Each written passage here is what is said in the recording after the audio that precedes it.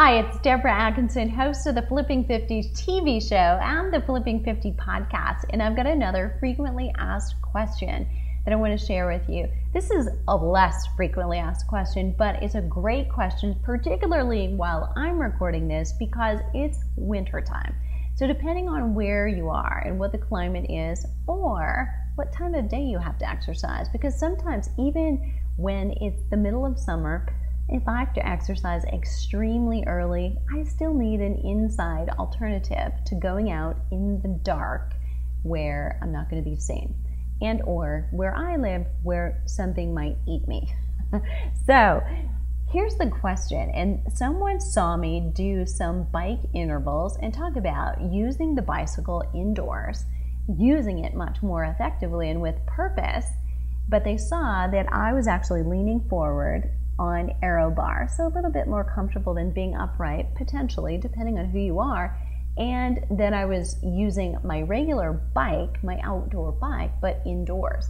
So they asked about, tell me how you do that, how do you set that up? So very simply, I'm a triathlete.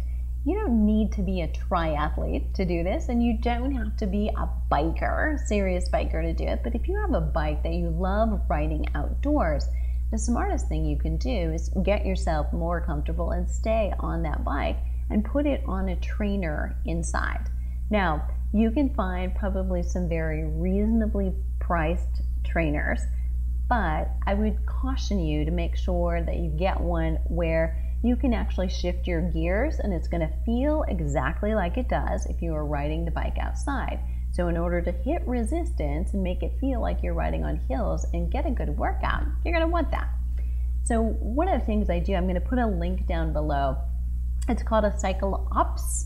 It's a brand name, and there are all kinds on the continuum. So you can get some really, really quiet ones, and the less quiet ones are probably going to run a little bit less expensive. So if you're planning budget-wise, you want to look there, but I want you to consider this. I've had mine for 12 years now, and I'm just kind of wishing right now that I could get a new one. So it's about time to invest, simply because I've used it so much.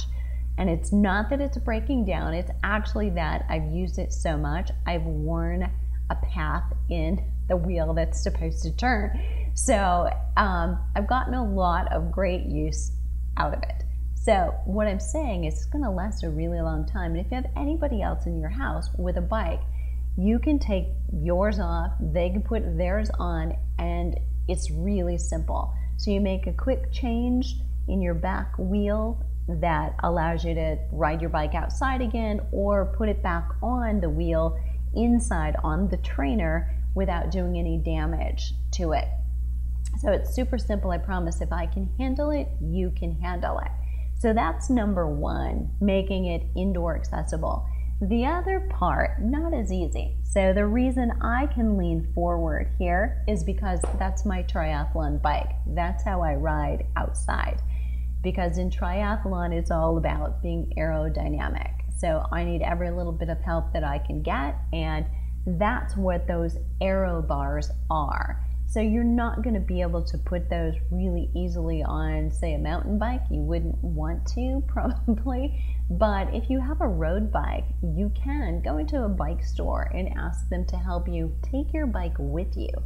Buy a pair, put them on your bike, and even if you take them off again when you go outside, they'll potentially make biking much more comfortable.